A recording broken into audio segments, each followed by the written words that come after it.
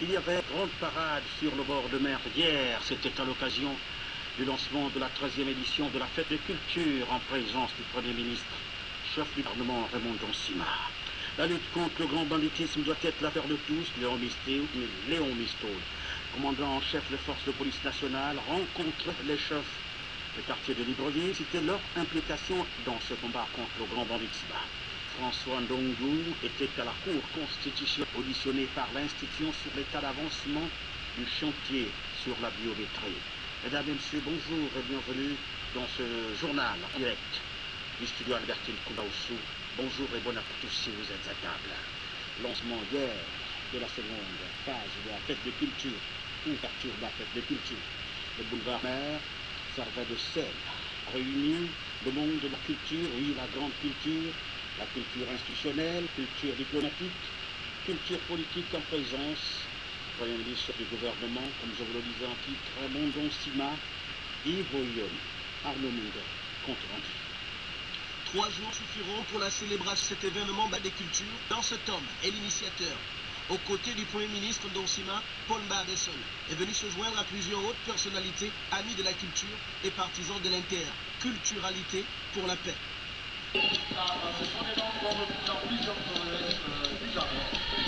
Michel Bitung, du comité d'organisation, a su expliquer aux artistes et aux nombreux invités présents à la parade du bord de mer ce thème, interculturalité. Les manifestations de cette année se déroulent autour du thème l'interculturalité pour la paix. Nous voulons y voir un symbole d'une imbrication de culture, d'âge d'ouverture d'esprit, de la connaissance de l'autre, de la tolérance et de la paix indispensable entre les peuples et leurs composantes. Pour les organisateurs de cet événement qui se veut international depuis 1997, plus de proximité s'impose, d'où le renforcement du principe de la décentralisation avec une participation plus accrue des mairies d'arrondissement de Libreville et de la commune.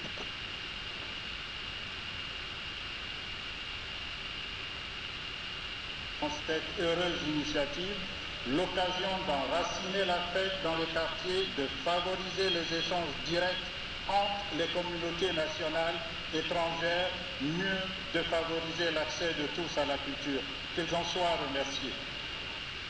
C'est en ces termes que Walker Omeouin a déclaré ouvert les manifestations de cette 13e édition de la fête des cultures à laquelle beaucoup d'artistes prennent pas bon. 1907-2012. 13 ans déjà et la culture se pérennise. Ce qu'il faut saluer ici, c'est la volonté du gouvernement et celle du peuple gabonais à s'appuyer la conception, cette conception autrefois comme une simple critique, au même titre la grande ville des arts martiaux. La culture prend une dimension d'autre, suscite l'engouement, conduit à de nouvelles constats. Yves Oyonne, Arnaud Munger.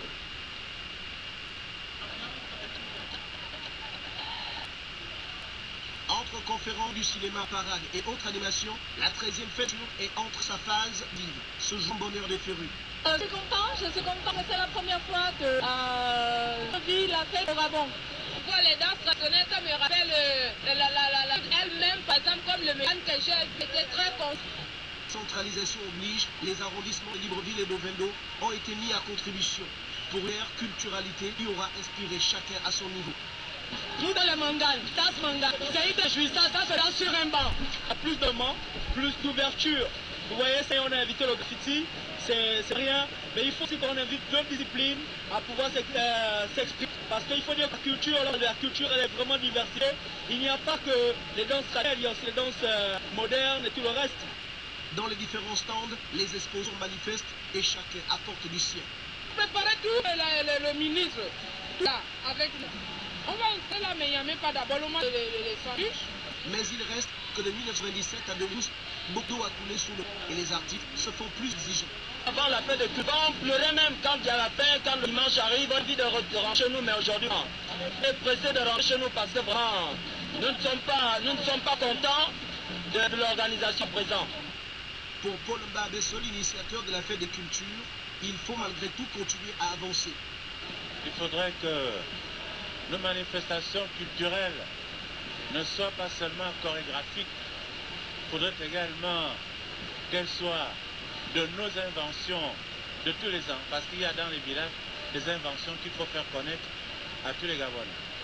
Pour cette 13e édition, 3 jours suffiront pour vivre ensemble ce grand rendez-vous, une œuvre commune qu'il convient de contribuer à bâtir ensemble. Il faut dire que cette 13e édition se déroule sous le thème Interculturalité pour la paix, dont les arrondissements traditions respectés. L'organisation a tenu compte de la dimension de la fête des cultures qui doit être célébrée partout. Voilà pourquoi dans le 3e arrondissement, l'adjoint au maire a communiqué avec les artistes et chefs de quartier.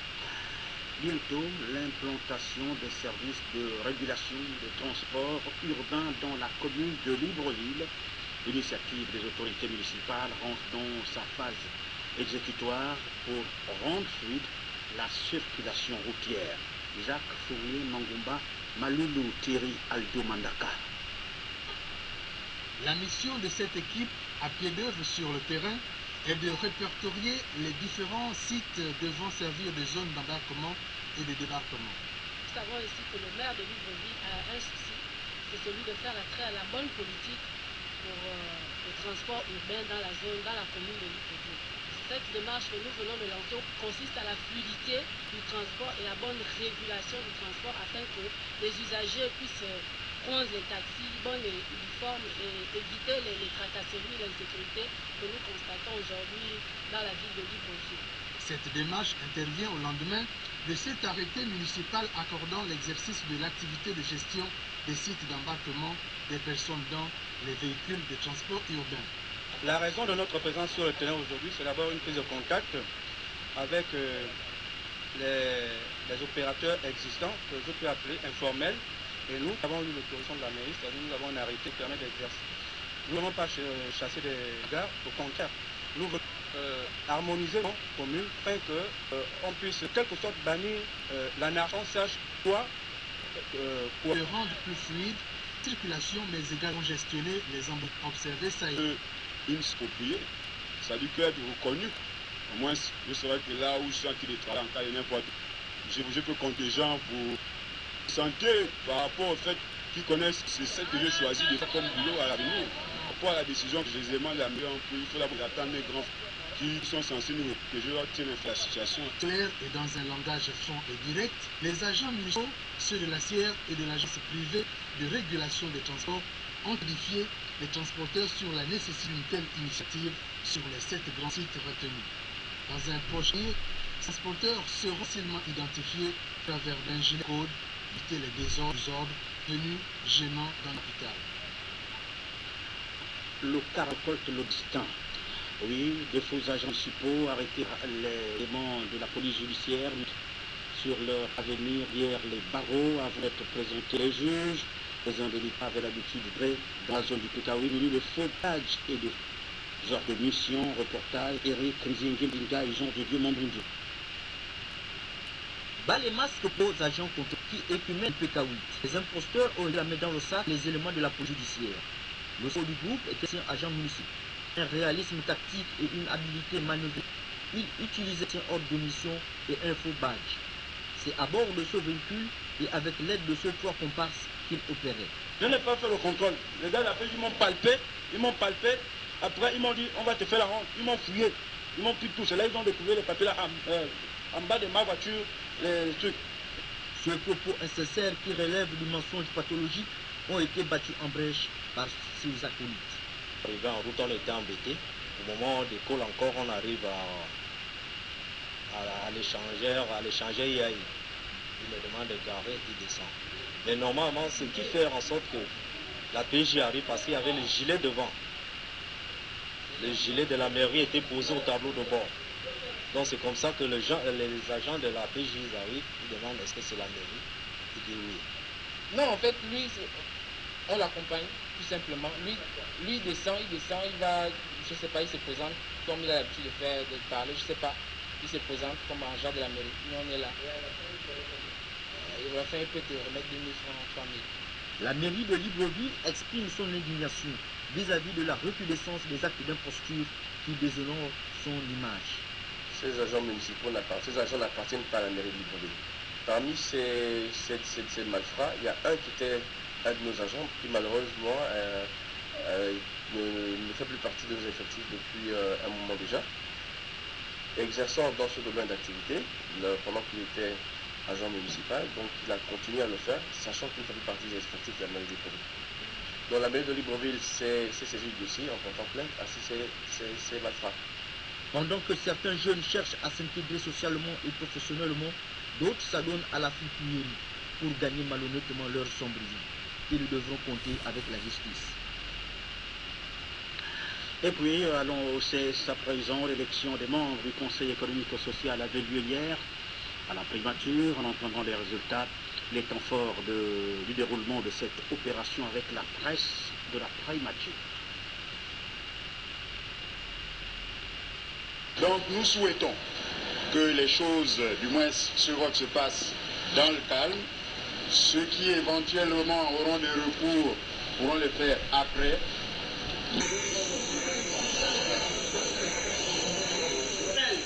Ivoire. GSR, CSBT, UTG, Revient Execo. Ostiga, CSTG, 7 voix.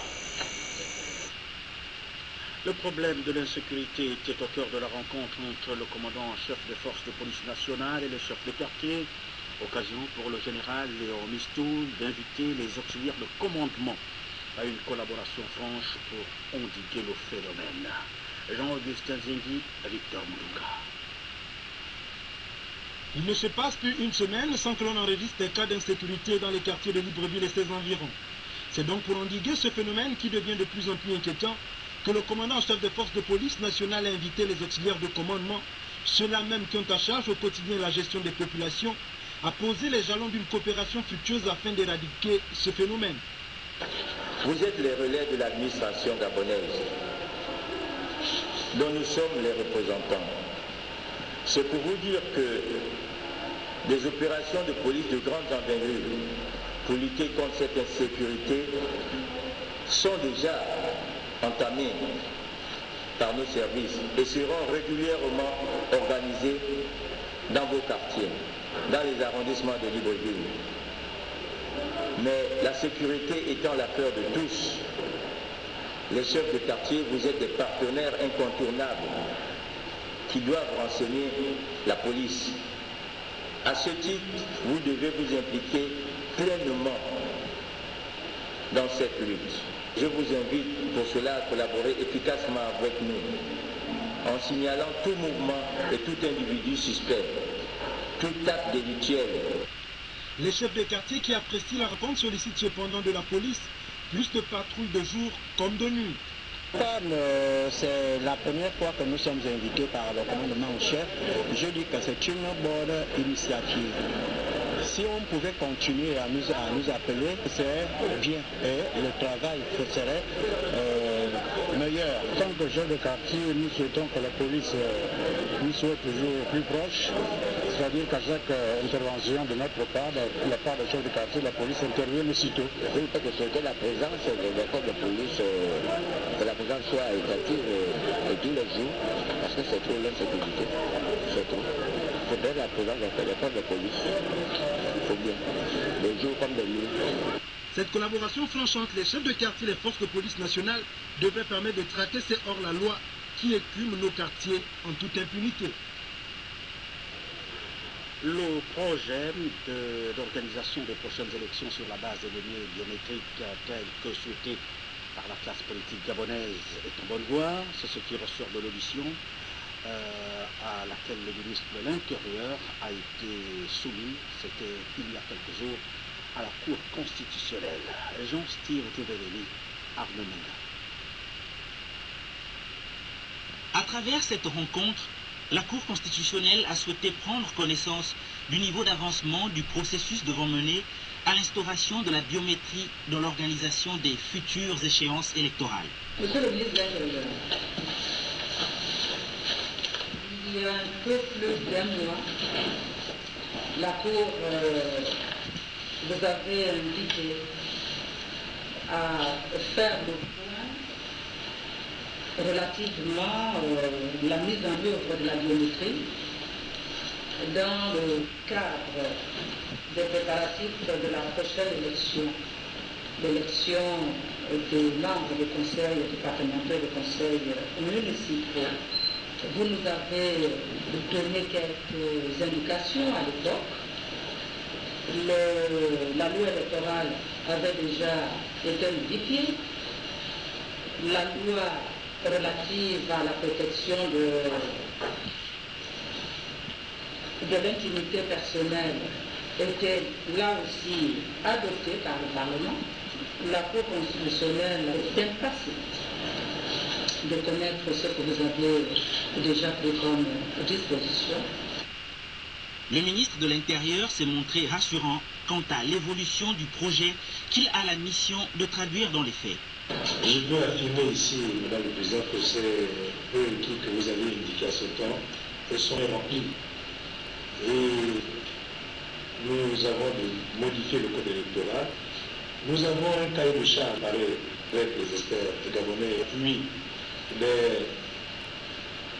des fonctionnaires à la disposition du gouvernement et par le gouvernement français.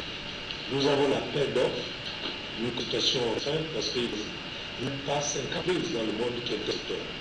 Nous avons consulté les meilleurs et nous avons les offres que nous avons et nous avons obtenu une entreprise de marketing.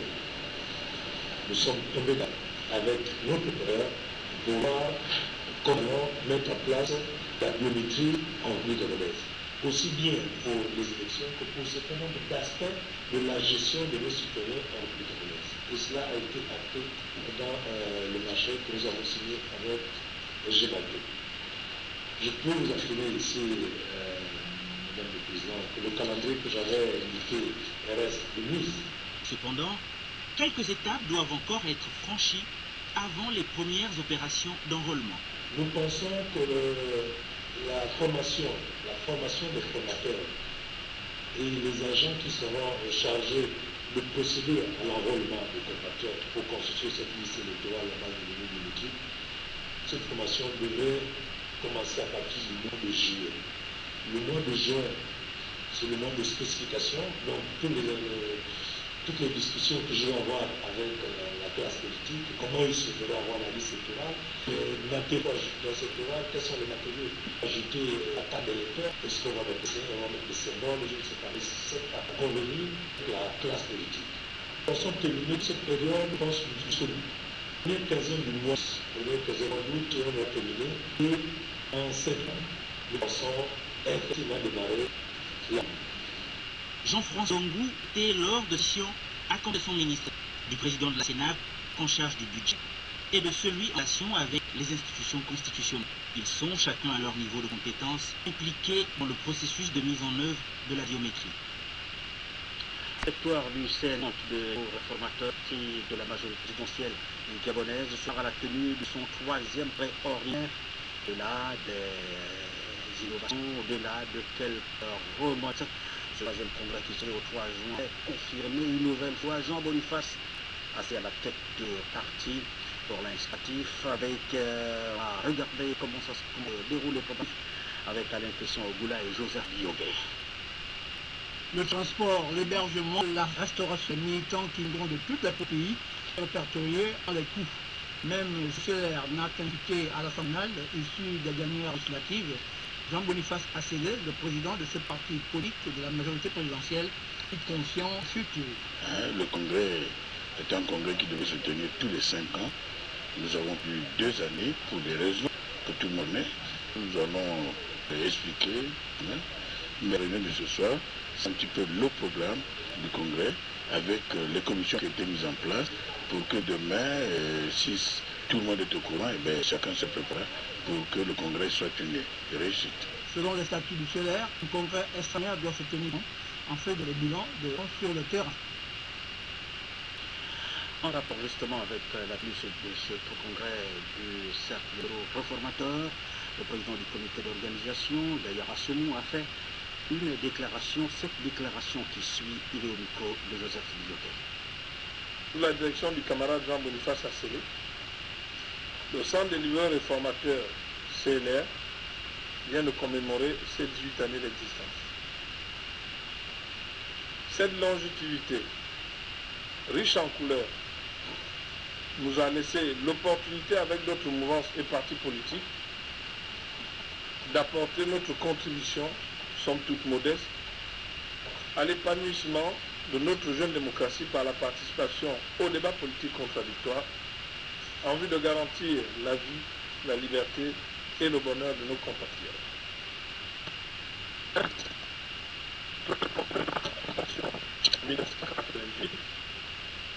De la maturité en 2004, le CLR, parti libéral réformateur, résolument ancré dans la majorité républicaine pour l'émergence, tient les assises de son 30e congrès ordinaire dit de l'Espérance les 1er, 2 et 3 juin 2012 à Libreville. Ce grand conseil statutaire se tient tous les 5 ans. C'est le cadre formel pour les militants et responsables de notre parti de revisiter la démarche pour la préservation des acquis et une analyse profonde de la situation générale et de l'environnement politique de notre espace. Nous invitons ainsi de manière inéluctable, à travers cette rencontre, tous les compatriotes épris de liberté, désireux de contribuer de manière multiforme au bonheur du plus grand nombre, à nous rejoindre. La vitalité de nos travaux passe, vous vous en doutez, par l'intérêt que nous accordons aux thématiques de la politique générale, l'esprit de la réforme du cadre étatique à nous, en passant par des questions de développement durable et d'autres grands ensembles homogènes et cohérents relevant de l'organisation d'un État tel le nôtre. Chers camarades, de l'importer à ces travaux, de la pertinence de vos contributions diverses, prendra considérer la suite des événements dans l'avenir de notre parti.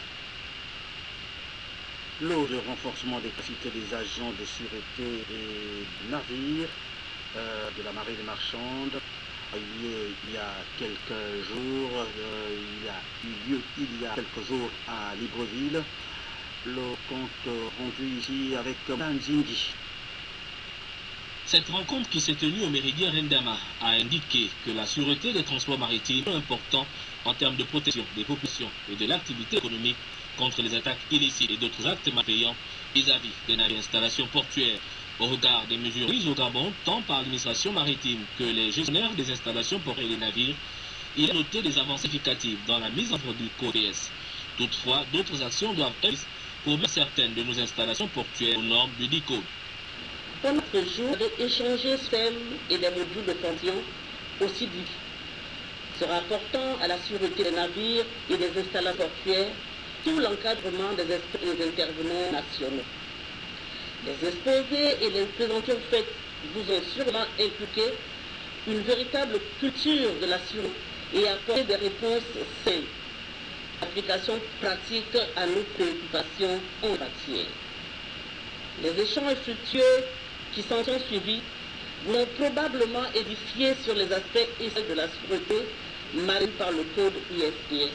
Pour sa part, le gouvernement public, par le biais du ministère chargé des Transports, est disposé à assumer ses responsabilités et donnera toutes les solutions nécessaires à l'administration maritime pour leur prise en compte effective. L'objectif du présent séminaire étant de renforcer vos capacités d'approfondir vos conditions dans tous les domaines de sécurité maritime, je reste persuadé que cet objectif a été atteint, car vous avez eu l'opportunité de recevoir des connaissances nouvelles, nécessaires à travers les différents exposés et aussi en jugé par la qualité des échanges qui ont été très enrichissants. En termes de recommandations, il y avait l'élaboration d'un plan national de sûreté, la mise en place des comités locaux de sûreté maritime, l'engagement des exploitants des installations portuaires et des navires à mettre en place des politiques de sûreté, la mise en place d'un mécanisme de sensibilisation, de formation et de perfectionnement des acteurs de la sûreté maritime et portuaire. ITO, l'Institut de technologie de Vendée vient d'organiser les examens de mi-parcours, comptant pour le premier semestre. Les étudiants ont abordé avec sérénité ces partiels étant entendu que l'année académique s'est déroulée là-bas dans le sens souhaité par tous. Eric Nzengi Badinga, Jean de Dieu Mambundu. C'est avec un air assidu et appliqué que les étudiants de l'Institut de technologie de Vendo ont planché sur les épreuves d'examen de mi-parcours du premier semestre. Le déroulement des épreuves respecte l'orthodoxie de l'organisation des examens officiels, avec 2 salles de secrétariat où tout est centralisé et coordonné par l'équipe pédagogique et administrative. Nous sommes donc dans une situation d'examen. Nous sommes sur un bilan à mi-parcours. C'est l'évaluation du premier semestre.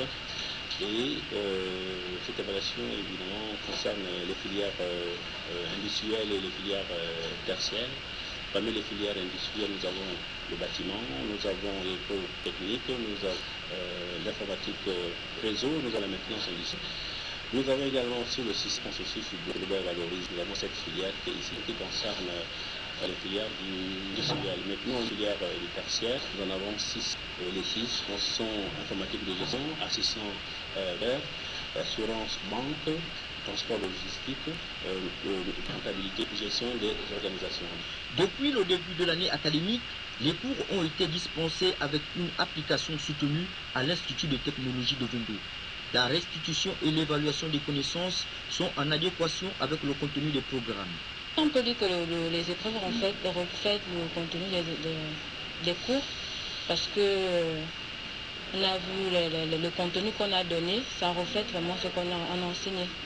Oui, les épreuves, c'est vrai que c'est le niveau proprement dit de chacune des options. Ça va, il n'y a pas de choses qui sont hors cours. Et nous apprécions vraiment la qualité des sujets. Oui, enfin, comme on dit synthèse, c'est par rapport à ce qu'on a vu au cours du premier semestre. Voici maintenant, nous sommes à la fin de synthèse, à nous de prouver ce qu'on a vu depuis le début. Et vous êtes confiante? Oui, je suis confiante, puisque je sais ce que j'ai fait sur ma copie.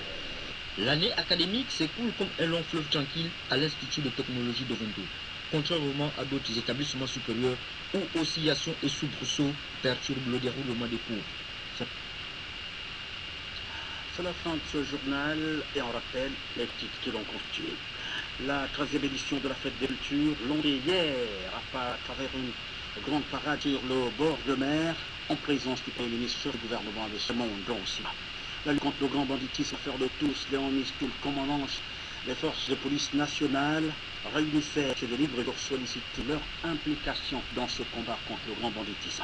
J'en étais à la Cour constitutionnelle, on examinait le dossier d'avancement de la biométrie, avancement dans le bon sens souhaité.